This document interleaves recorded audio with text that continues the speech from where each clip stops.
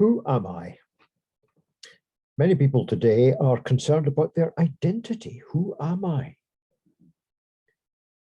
They try to answer the question by what is particular to them.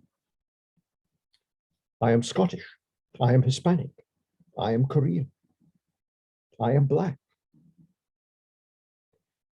Sometimes it is a matter not so much of race or heritage, but of gender.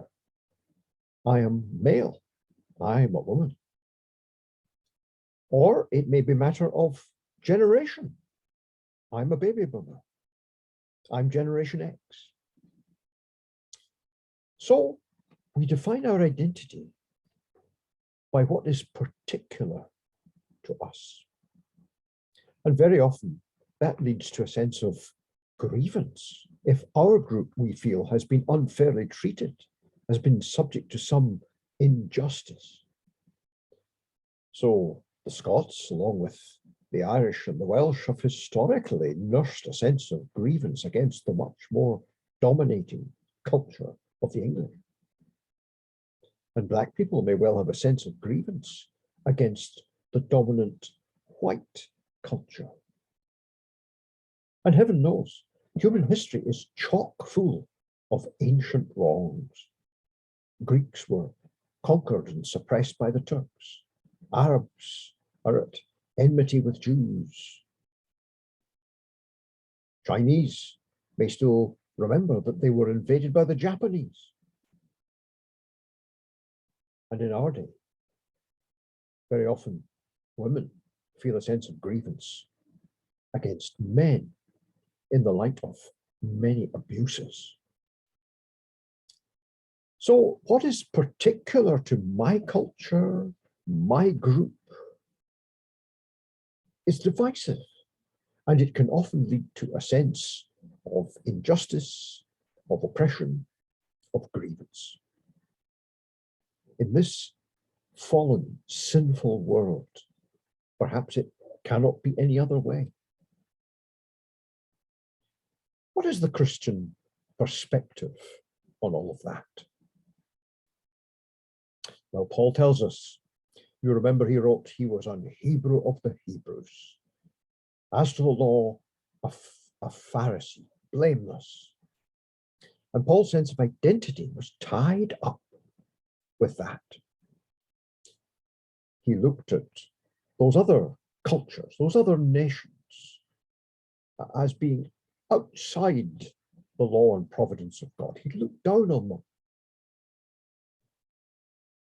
But then Paul was confronted by Christ.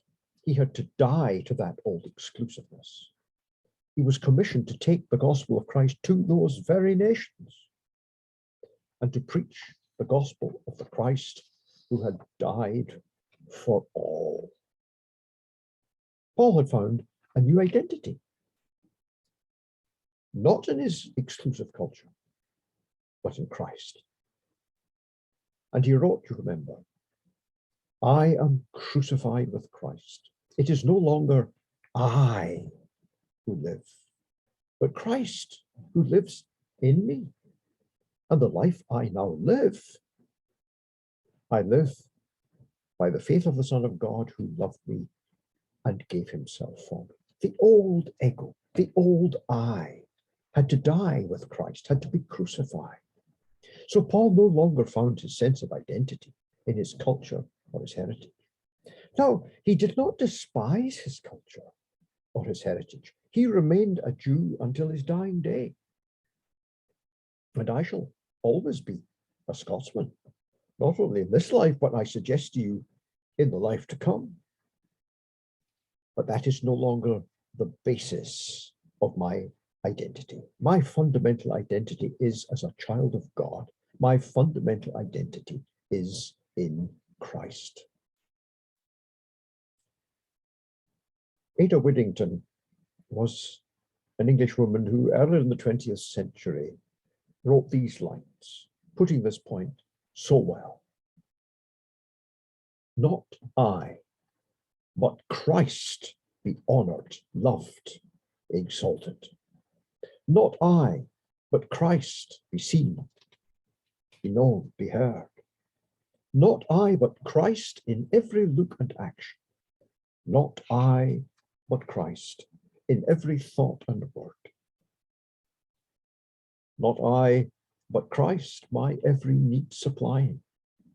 Not I, but Christ my strength and health shall be. Christ, only Christ for spirit, soul, and body. Christ, only Christ. Live then thy life in me. And she added these words in a little chorus or refrain. Oh, to be saved from myself, dear Lord. Oh, to be lost in thee.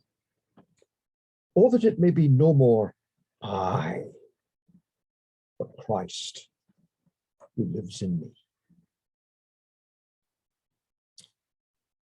May the Lord grant to answer that prayer for each one of us.